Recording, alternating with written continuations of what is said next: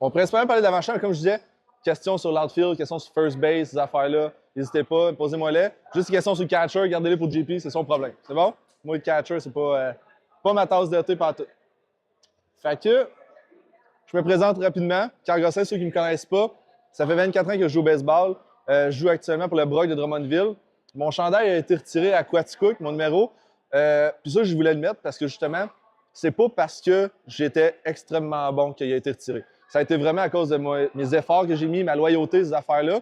Fait que je tenais à le mettre parce que c'est un peu le sujet de mon atelier aujourd'hui. C'est pas juste le talent qui compte, c'est pas juste la façon que les jeunes y agissent sur le terrain qui compte. C'est plus grand que ça. Puis ça vient de vous autres aussi, là, de la façon que vous allez transmettre votre passion puis tout ce kit-là. Fait que moi, j'ai eu des entraîneurs dans ma jeunesse qui étaient juste passionnés, qui étaient atroces baseball, mais passionnés. Ma mère m'a coaché, mais elle m'a montré à aimer le baseball. Fait qu'au final, ça permet encore de jouer puis d'après ça, de transmettre aux jeunes ces affaires-là. Formation expertise, je suis kinésiologue puis thérapeute du sport. Fait que ça me permet vraiment d'encadrer les jeunes sur tous les aspects. Là. Fait que c'est pour ça que dans nos programmes qu'on donne avec REP, il y a de l'entraînement physique. On masse les jeunes aussi s'il y a des bobos, ces affaires-là. C'est vraiment complet parce qu'on a ces expertises-là. Engagement comme entraîneur, ça fait plus de 10 ans que je coach. Professionnellement, ça fait après 8 ans. Mais même quand j'étais ado, je coachais des équipes de filles à Drummond, ces affaires-là. Fait que j'ai quand même de l'expérience, pas si pire. Mais il m'en reste encore gros à apprendre. Fait que si jamais vous autres aussi, vous avez des drills à me montrer, des questions, des discussions, n'hésitez pas. Moi aussi, j'ai plein d'affaires à apprendre encore. CTR de la région de la Mauricie, puis copropriétaire de Rep Performance. Fait que, on va passer un bon moment là-dessus, puis après ça, on va passer aux drills, ces affaires-là, mais je veux vraiment que ce soit une discussion. Fait qu'hésitez pas, n'importe qui, même si c'est tout le temps la même personne qui veut parler, j'ai aucun problème avec ça. Mais j'ai une couple de questions pour vous qu'on va passer de long et en large, puis discuter un peu de l'approche pour l'avant-champ. All right? Fait que, première question. Est-ce que quelqu'un est capable de m'aider pour dire c'est quoi la plus grande difficulté quand tu veux enseigner quelque chose à l'avant-champ? Y en a-tu qui ont éprouvé des difficultés les années passées ou quoi que ce soit? Baseball IQ, hein? C'est tough, ça. OK. T'as-tu une idée d'exercice ou quoi que ce soit que tu pourrais leur donner, faire ou pour justement pratiquer ça, ce baseball IQ-là? Mhm.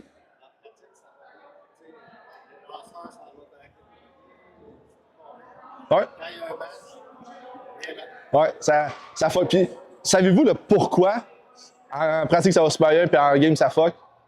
Moi, j'ai une grosse partie de réponse, je pense. Puis tantôt, quand je l'ai dit à ma première atelier, les parents, ils ont fait. Voilà. Les parents, là, c'est atroce. C'est atroce, OK? Fait que je pense qu'effectivement, en début d'année, rencontrez vos parents, mentionnez-leur, genre, laissez-les faire l'erreur, là, laissez-les gérer, là. Puis après ça, on va en parler ensemble. Puis nous autres, les coachs, c'est notre job de leur montrer quoi faire. Fait que, effectivement, le jeune, je parle souvent l'exemple typique du jeune qui attrape juste un roulant. Aussi simple que ça. Attrape un roulant, il y a 2 coureurs à ses buts, il veut lancer au premier but, mais son père dit non, lance au 2, hésite, lance au 2, tout le monde est safe. Là, tabarnak, j'avais dit de lancer au 2. Là, lui, là, il avait une idée en tête, il aurait retiré le go first, il aurait été chercher un retrait parce que le parent a crié, t'as aucun retrait. Fait que c'est pas de la faute de ton gars. Va chercher un retrait. Lui, son jeu était fait dans sa tête. Là. Il s'en allait au first. Là. Mais parce que papa, maman a crié dans les estrades ou un autre papa, peu importe, le jeu est battu, puis là, ben, t'as même pas de retrait. Fait que je pense que la plus grande difficulté, c'est effectivement des jeux de base, baseball avec ces affaires-là. Mais la plus grande difficulté, je pense, c'est dans les estrades. Là. Laissez-les faire l'erreur, les jeunes. Puis après ça, vous êtes tous du monde qui sont capables de transmettre des connaissances. Fait qu'au final, laissez-les faire l'erreur. On en discute après. Tu aurais dû faire ça, tu aurais dû faire ça. On va le pratiquer après ça, des pratiques souricières de base. Et une fois que souricières, dans le silence, là, ils vont être incroyables aux gens. C'est sûr, c'est sûr. Parce qu'ils savent déjà, leur jeu est préparé dans leur tête. Là. Et souvent, le problème, c'est ça. Le jeu est préparé, mais nous autres, on leur casse leur momentum. Puis là, c'est là que ça les shake un peu trop. Là. Fait que tantôt, il y avait un papa qui me donnait comme truc. Mais moi, souvent, on fait un jeu, puis justement, je cale le jeu pendant que ça arrive. Fait que je frappe une balle, puis pendant que la balle est dans les airs, on lance au first. Fait que la prise de décision, ces affaires-là, j'ai dit, aucun problème. Tu peux faire ça un peu avec les plus vieux, mais avec les plus jeunes, donne-leur un cadre tout de suite. Hey, peu importe ce qui se passe, tu lances au first. Il sera safe, je m'en fous. Mais tu lances au first, ta première idée est tout le temps la meilleure. Dès que tu hésites au baseball, il est trop tard. C'est tellement un jeu qui se joue rapide. Dès que ta première idée, tu arrives pour je devrais-tu foncer, je devrais-tu pas foncer? Hop, mauvais bon, tu te fais avoir. Si tu avais foncé, tu l'aurais pogné. Si tu l'aurais attendu, tu l'aurais pogné. Mais parce que tu as fait un pas, tu t'es fait jammer à l'avant-champ. Puis là, tu pognes le gros bond, tu l'échappes. Puis... Fait que, première idée, tu la tiens jusqu'au bout. Puis au final, tu auras le retrait juste au first, tu n'auras pas de double jeu, mais tu auras un retrait au moins. Il n'y aura pas eu d'erreur. Comment enseigner la position de roulant pour attraper un roulant?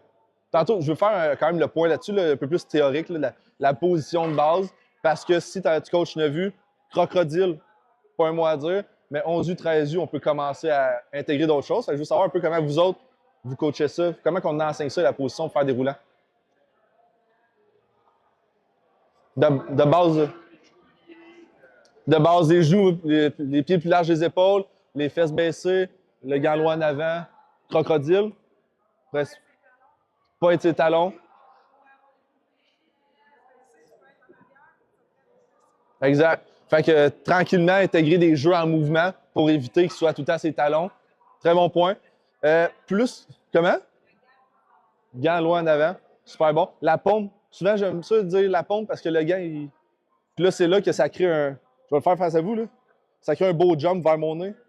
Fait que ça, c'est plus stressant. Puis là, il en mange rien qu'une, puis là, ça ne tente plus de jouer au baseball. Fait que la pompe, les doigts vers l'avant, fait que ça freine la balle. Fait qu'au pire, la balle, elle reste au sol ou elle reste dans son gant. Elle ne jump pas d'en face. Fait que souvent, j'aime mieux dire la pompe que le gant, mais oui, loin en avant, ça, c'est super bon. Ouais.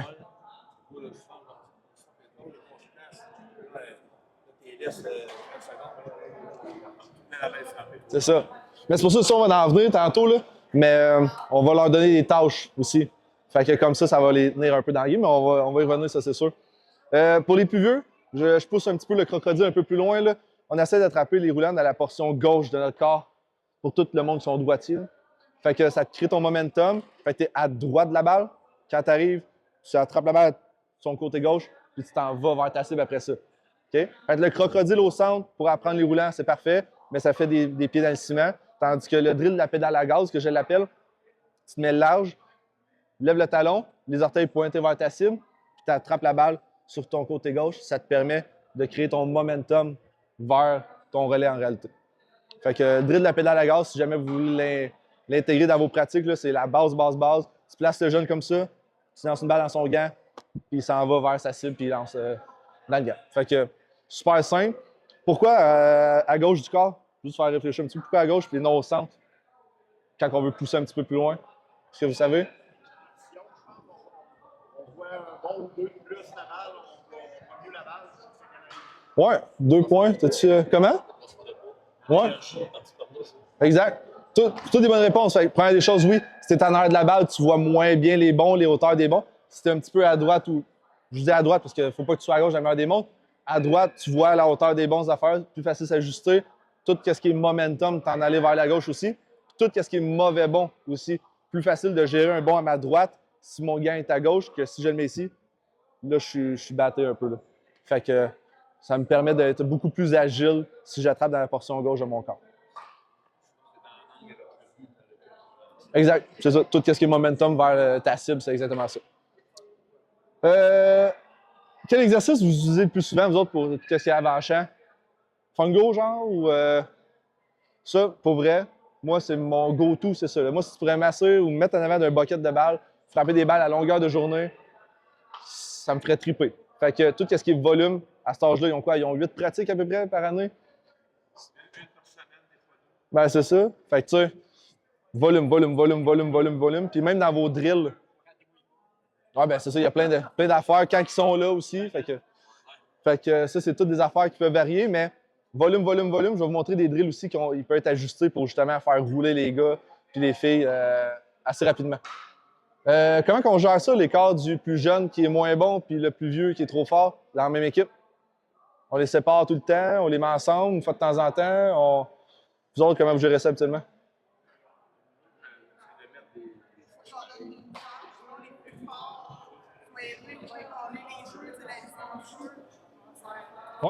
Ouais. On va essayer de mettre des calibres égales ensemble, parce que des fois, la distance de la balle, un gars moins, l'autre, il n'est pas équilibré. On va essayer de mettre des groupes pour moins qui ne se sentent pas les autres. Exact. Une portion de réponse de chaque, dans le sens où je pense qu'une fois de temps en temps, leur donner le challenge avec le monde qui sont bons, pour leur montrer c'est quoi aussi, là, tu sais, c'est le fun quand t'es au first base, tu arrives tout le temps à la ballon, mais une fois de temps en temps, quand il y a une bin qui arrive, il faut que tu sois prêt. Fait que de les mettre ensemble une couple de fois. Mais je suis aussi de ton avis où moi, je les mixe ensemble. T'es bon, va l'aider. Arrête de lever les bras toutes les fois qu'il ne pogne pas la balle. Va y expliquer comment faire.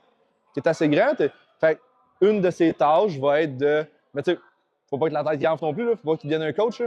Mais dans le sens où justement, il faut que tu apprennes à perdre, il faut que tu apprennes que c'est un jeu d'équipe.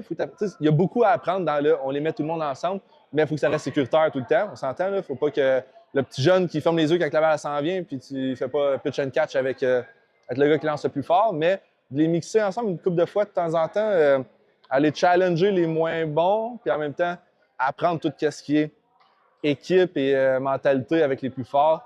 Moi, c'est mon go-to, là, je préfère ça.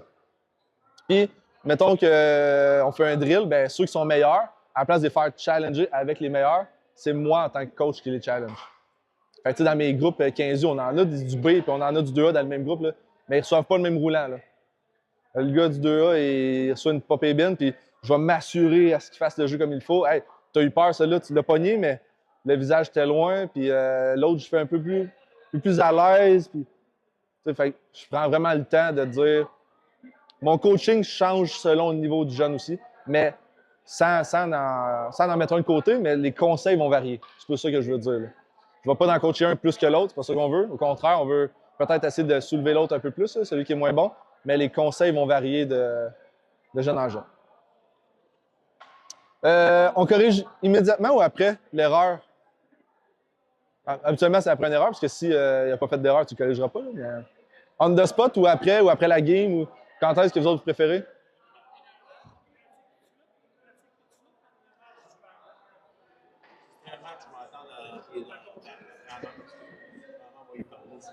Bon, ouais, c'est ça.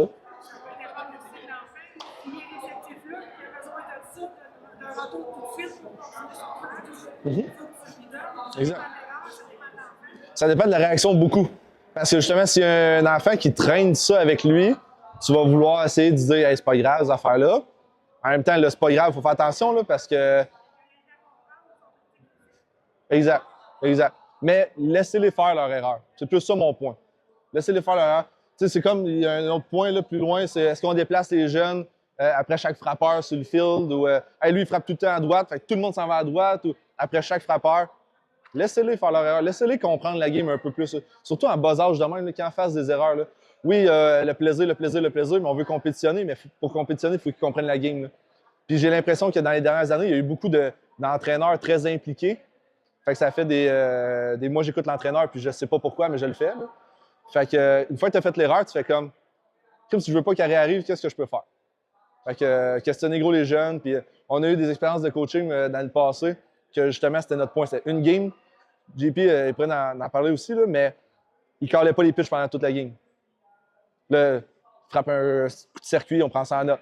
Qu'est-ce que tu as lancé avant? Puis là, pourquoi? Puis tout est approche, mais c'est de ta faute. Là. Mais on était dans une catégorie beaucoup plus vieille. Mais il y a tout le temps une façon d'ajuster avec un discours. Un jeune qui est super réceptif, qui veut apprendre ces affaires-là, bien, oh, c'était ta faute, cette erreur-là. Là. Je suis désolé de te le dire, moi, mais c'est de ta faute.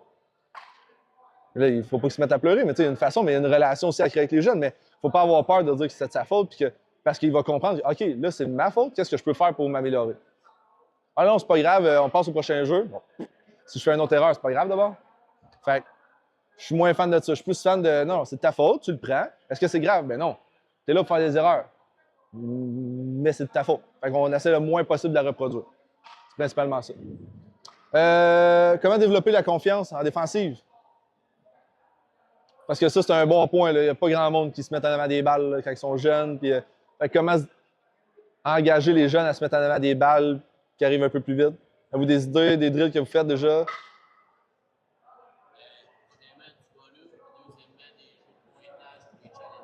Ouais.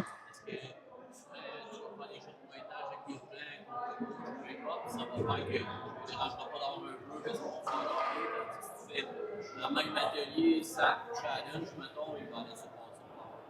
Oui, exact. Puis moi, un des challenges que j'aime à donner aux jeunes, c'est de faire des ateliers pas de gants. Fait que souvent, comme je disais tantôt, les jeunes ont trop confiance en ça. Là. Puis ils sont grands, ils ont 8 ans, mettons, puis ils ont des gants, c'est des c'est des filets à papillons, là. Fait qu'ils ferment les yeux puis ils espèrent l'attraper, là. Fait que souvent, les plus jeunes, prenez des petits gants du Canadian Tire, là, 10 pouces et demi, là. C'est vraiment petit, mais au moins, ils ont confiance en leurs mains tranquillement. Ils ont confiance en leurs moyens et non en ça.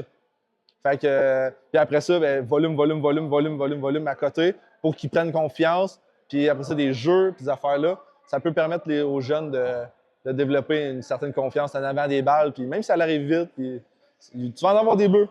Mais à quel point tu veux l'attraper, la balle? À quel point? Si ta vie en dépendait, là, je te dis, t'attrapes cette balle-là ou tu meurs, tu l'attrapes-tu? C'est de les challenger, c'est juste de les. Tout en gardant ça le fun, là. Mais ouais, effectivement. Fait que moi, j'aime bien ça, les petits gants. Les gros gants, ça sert à rien, c'est lourd, ça sert à rien. Pour tout ce qui est la position la plus difficile à enseigner à l'avant-champ. First base, third base, ouais. Reco 2. Pour quelle raison? Non, juste curieux. Reco, lui, c'est parce que là, il faut ses chips.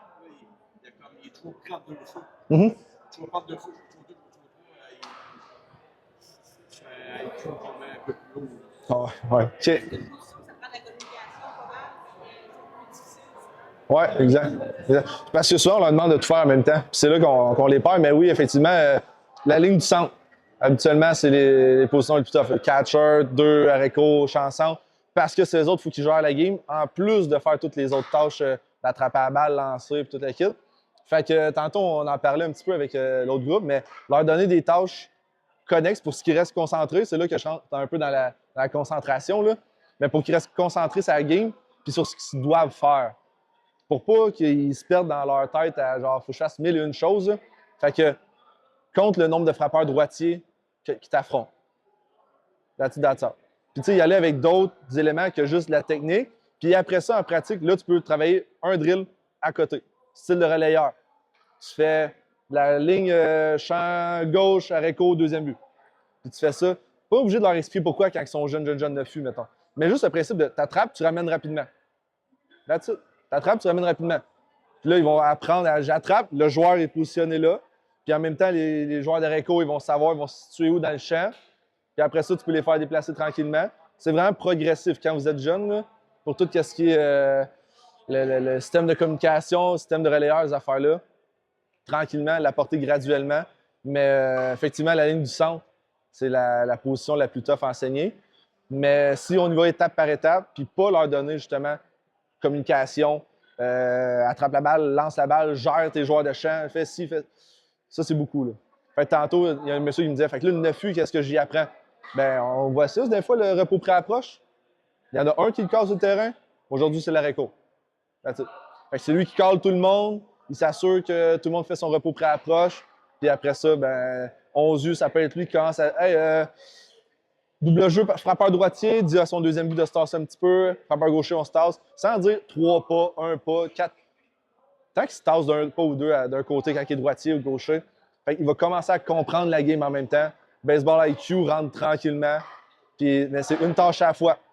Puis tu peux donner ça pour son deuxième but, troisième but, même affaire.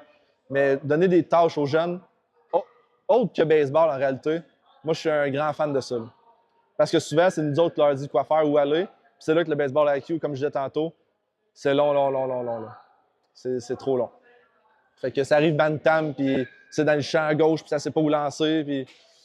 Non, si tu sais que dès que tu as une balle dans le gant, dans le champ, il faut que tu la ramènes, lance-la même si personne. Lance-la, ils vont s'arranger avec. Là. C'est ta job. C'est la même affaire. Catcher, il attrape la balle, il lance pas la balle, il n'y a personne aux deux. Non. Lance la balle, fais ta job, lance la balle. Moi, je vais chialer après le joueur d'haricots puis le joueur de deuxième but. Là. C'est à eux autres d'être là. C'est pas à toi. Toi, ta job, c'est de la lancer, tu la lances. S'il n'y a personne, tu as fait ta job, je vais te dire good job même. Parce que s'il y avait eu quelqu'un, tu l'aurais pogné. C'est eux autres qui n'étaient pas là. Lance la balle. Tu es le joueur d'haricots, là, pogne la balle, il y a un coureur au premier but. Comme je disais tantôt, ma situation, tu attrapes la balle, tu arrives à lancer aux deux, il n'y a personne. Lance au first, il est safe. Lance ça aux deux. Toi, tu as fait ta job, on va aller checker le gars aux deux, voir si lui a fait sa job. Bon. Fait que, encourager les premières idées qu'ils ont dans le premier choix, là, en réalité, sans qu'ils hésitent. Fait qu'encourager ça. comment simuler de la pression dans un match pendant une pratique? Je vais mettre les joueurs sur Mhm. je mets des joueurs sur les buts pour les joueurs des balles. Ouais. Tu fais que tu as une balle au troisième, et au deuxième, et au premier. Tu fais ta balle. Souvent, il faut prendre pas la bonne décision. Des fois, on leur fait. On va me dire, ah, tu fais le tour avant de lancer la vie. Exact. Ça, chronométrer aussi. Faites des jeux de points, comme Eric disait tantôt, pour essayer de challenger un peu. Nous autres, quand on était plus vieux, par exemple, on jouait au 21 out, en réalité. Il faut que tu fasses 21 retraits d'affilée. Fait que 9 U, ça peut être 5, mais il faut juste qu'ils créent les retraits. Frappe une balle dans le champ droit, tu ramènes la balle rapidement au 2. That's it. C'est comme si c'était un retrait. Après ça, frappe un roulant à l'arrêt-court, lance au premier but, retrait. Il faut que ça soit 5 de suite. S'il rate, on recommence au complet. Fait que là, il y a une petite pression de OK, on est à 4, là. Si je veux pas la balle, là. Mais si tu as la balle, il faut que tu le fasses, ce jeu-là. Fait que là, tous mes chums vont être déçus. Oui, mais c'est le baseball. Il y a une balle. S'il y avait 9 balles, tout le monde aurait une chance de faire le jeu. Ça serait correct. Mais là, il y a une balle. Si c'est à toi, il faut que tu fasses le jeu. C'est ça, vivre avec la pression, mais c'est une façon de rajouter, mettre des coureurs sur les buts, chronométrer les temps. On fait un tour d'infield. Catcher, first base, deuxième, troisième but, catcher. Il faut le faire en 20 secondes. Fait que c'est des affaires que vous pouvez inculquer et mettre un petit peu de pression sur les épaules des jeunes. Maintenant, des questions que je me fais fréquemment poser. Quand est-ce qu'on commence à spécialiser les gants?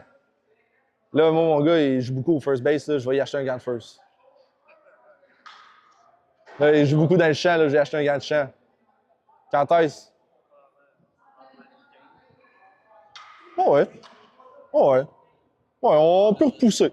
Il y en a des jeunes que c'est correct. Puis, tu sais, là, je parle de comme obligé. Là. Je parle, si ton jeune a 13 ans, puis tu as le budget pour, puis ça te tente d'y acheter un gant de first base, parfait.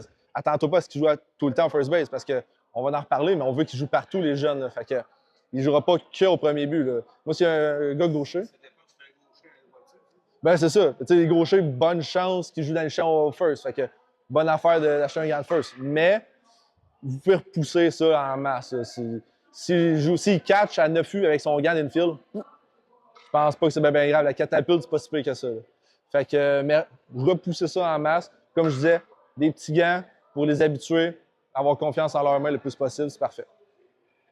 Quand est-ce qu'on les spécialise maintenant, ces jeunes-là, à une position précise? 13? 15? 15? 15 spécialisés, je trouve que c'est un gros mot. Moi, souvent, ce que je préfère, c'est 15 U, 3 positions, midget, 2, puis avant ça, partout. Là. Fait que 11, 13, moi, je les fais jouer partout. Gaucher, t'es au 3, j'ai aucun problème, fais des erreurs, attrape-la, essaye. Pareil, le jeu est tellement rapide que tu sois droitier ou gaucher, un relais du 3, il y a de bonnes chances que ça serre au first. Fait que plus tard, c'est différent, les buts agrandissent, ces affaires-là. Mais ouais, 15 U, souvent, ce que j'aime, c'est lanceur-catcher, infield, outfield. C'est tes 3 positions. Parce que 15 U, tu commences à savoir si tu aimes catcher ou non. Puis, mais souvent, les gars vont lancer. Une position à l'avant-champ, puis une position dans le champ. Touche à tout encore. Fait que c'est 3 positions. C'est pas champ droit, champ centre, champ gauche.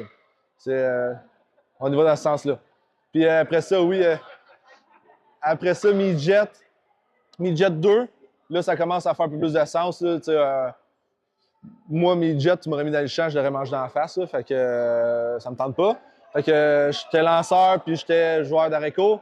Puis après ça, junior, ben là, c'est là qu'il y a des PO, seulement des lanceurs, ces affaires-là. Fait que, mais avant Bantam, là, line-up 1 à 9 de même en diagonale, là, c'est plus facile de la gang.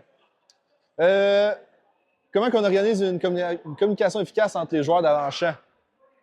Ça passe par qui? Ça passe comment? Ça... Tout dépendant de la catégorie, encore une fois. Okay? S'il est 9 U, ça peut être vous. S'il est 13 U, ça peut commencer à passer par l'arrêt-court en masse. Ça peut passer par catcher. Ça peut passer par bien du monde. Mais, encore une fois, c'est une tâche que vous pouvez donner. Ça. Plus qu'ils vieillissent, comme je disais tantôt, on se tasse à droite, il est droitier, on se tasse à gauche, il est gaucher. Ça peut être aussi simple que ça. Après ça, y a-t-il une situation de bonne? Ça dépend de chaque calibre, chaque équipe, là, on s'entend. Mais c'est une situation de bonne, ton joueur de troisième but peut avancer, mais là, ça vient de qui? Fait que c'est là que tu vois un peu plus tes leaders dans l'équipe, ces affaires-là. Mais plus qu'ils vieillissent, donnez-leur des tâches de ça pour que la communication passe par eux en premier. Vous autres, vous êtes des gérants, vous n'êtes pas nécessairement des... C'est pas à vous autres de dire tout le temps qu'est-ce qui se passe sur le terrain. Là. Il Il y en a des affaires qui se passent, fait que vous pouvez en masse se donner ça.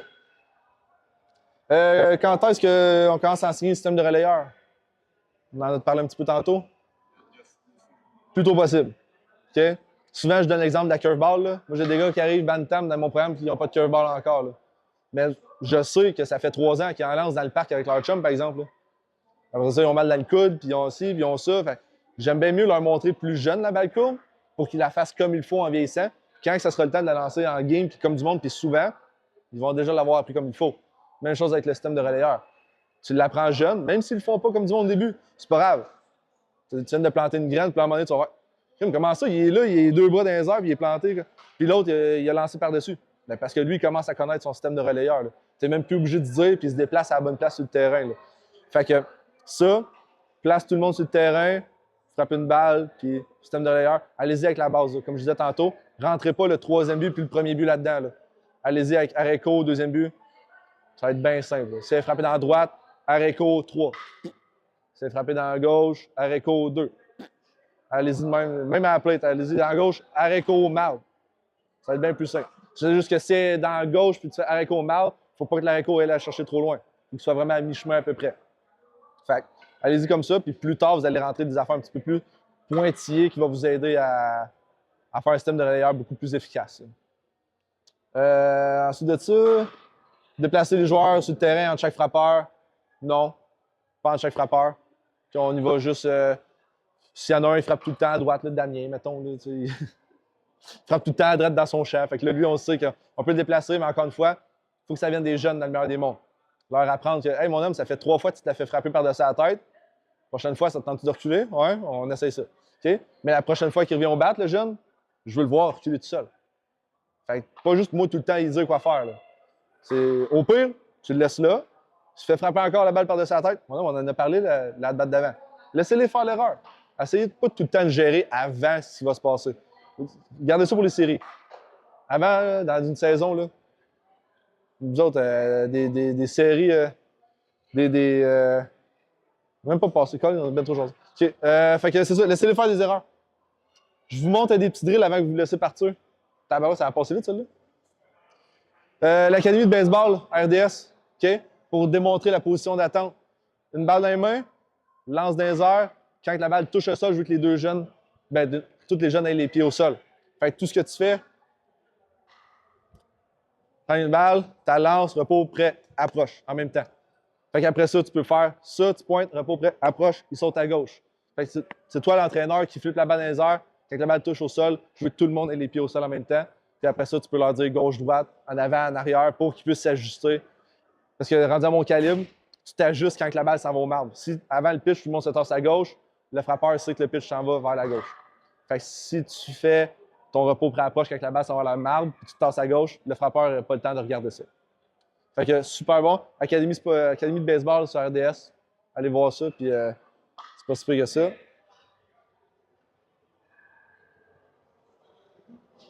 Des petits drills pour se déplacer vers la balle. Un cône, fait le tour, attrape, les pieds sont toujours en mouvement. Aussi simple que ça. Si jamais tu veux que ça roule puis que tu veux que tes jeunes aient chaud, tu leur fais faire, mais un après l'autre. Fait que c'est là que volume.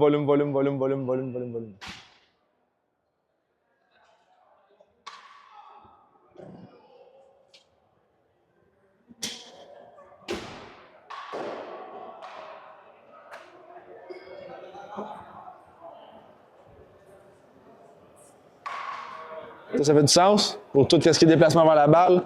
Maintenant, petit drill de premier but ici. 3 cônes, on enlève la position statique. Fait que les 2 pieds sur le but, tu dis la couleur, le jeune déplace son pied en avant vers le cône. Fait que ça l'aide à toujours avoir les pieds en mouvement, toujours avancer le bon pied vers l'avant.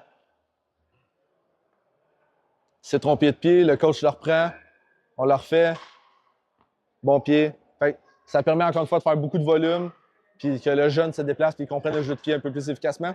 Ça, là, je vais vous le dire à la place parce que c'est le coach qui parle. Toujours attraper avec le menton la balle. Fait que si la balle s'en va vers ta gauche, tu te déplaces ta face en arrière de la balle et tu mets ton gant en deuxième. Fait que ça évite les ça. Toujours attraper avec le menton. Défensive, peu importe, pitch and catch. Je veux voir les jeunes en arrière de la balle.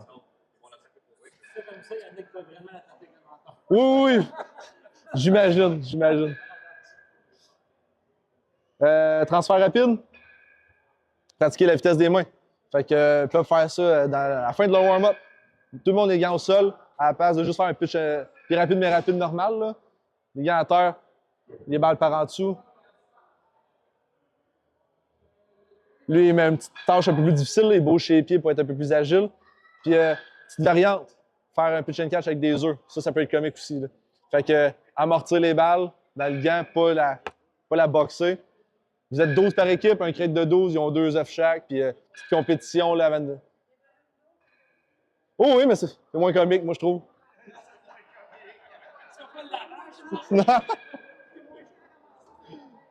Ouais, super important, OK? Il faut développer des athlètes si tu veux améliorer la précision du lancer. OK? Ça, c'est une routine que moi, je fais avant mes parties. Fait que, si vous regardez, là, j'ai pas une fois où je pointe avec mon pied en avant vers la cible que je lance.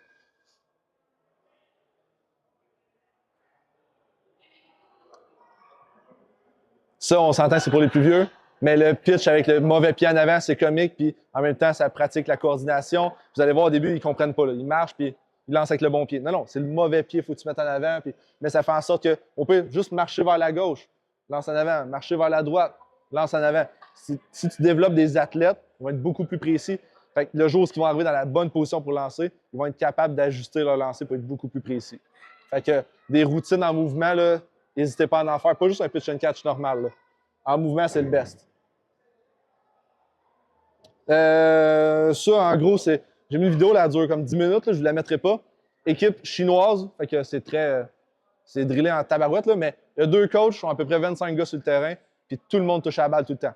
Coach frappe au 3, relais au 2, tag, relais au first, dans le chest, lance au catcher, tag, catcher, servir, lance au first, tag au first, pour le backdoor, mettons, lance au first. C'est juste pour vous démontrer que même si vous êtes un coach ou 2, il y a moyen de faire des jeux. C'est là qu'on rentre dans des jeux un peu plus déjà faits d'avance, que la première idée que tu as en tête, tu l'appliques. That's it. Tu sais que quand tu reçois la balle, tu tagues, tu lances au 3. C'est tout ce que tu as à faire. Fait que ça fait en sorte qu'il y a un gros roulement, ça va vite, puis les jeunes ils aiment ça souvent, là, ce genre de drill-là. Puis c'est pas juste un roulant à l'arrêt on lance au first. Le first aussi, il y a de quoi à faire, puis pendant que la balle elle revient, mais là, tu peux frapper une autre balle, puis ça peut bouger beaucoup plus que juste un volume, frapper des balles aux 2. N'hésitez pas à inclure les autres positions dans le genre de volume comme ça. C'est vraiment nice. Même 9 U, allez-y moins vite. Évitez les balles sur le pif. Là. Mais ça, c'est plus des clips de mentalité. On va le skipper. Plein d'outils disponibles. Si jamais vous avez des idées de pratiques des affaires-là, Baseball Québec fournit des affaires aussi. Nous, on a un document avec 30 élits défensifs qu'on a sur notre plateforme Patreon. Pour tout ce qui est abonnement payant, c'est 5, 10 ou 25 $ par mois. Puis vous avez accès à ça, vous avez accès à des analyses d'élan. Puis je ne sais pas s'il y en a ici qui sont déjà là-dessus, là, mais on a un peu. On produit quand même à toutes les semaines une vidéo explicative d'un drill ou de quoi que ce soit. Puis ça, c'est téléchargeable gratuitement si tu te prends un abonnement. Fait que Patreon pour Rep Performance, vous regardez ça, on fait des posts souvent sur Facebook, ces affaires-là. Un outil à télécharger sur vos téléphones. Visual Eyes. C'est une application qui te permet de justement y aller tranquillement. Fait que tu peux faire des super ralentis. Ensuite de ça, là, je vais aller maintenant à son release point. Je peux comparer en ajoutant d'autres vidéos. Là, c'est 2 fois le même jeune au début et à la fin. Là, moi, souvent, ce que j'aime, c'est aller chercher le release point des 2 vidéos. Là, en reculant et en avançant, on va aller voir. Là, ça bug un petit peu, mais tu viens locker ici. Là, les 2 vidéos vont bouger en même temps après ça. Habituellement, ils sont à la même vitesse. Là, ça bug un petit peu, là, mais Visual Eyes. C'est mon application GoTo. J'utilise ça dans beaucoup de cours. Là, fait que, beaucoup pour les lanceurs, mais même en défensive, si tu veux leur montrer quelque chose, souvent, il y en a beaucoup qui sont visuels. Là. Fait que tu peux faire des lignes, tu peux faire plein d'affaires. Fait que très cool comme application.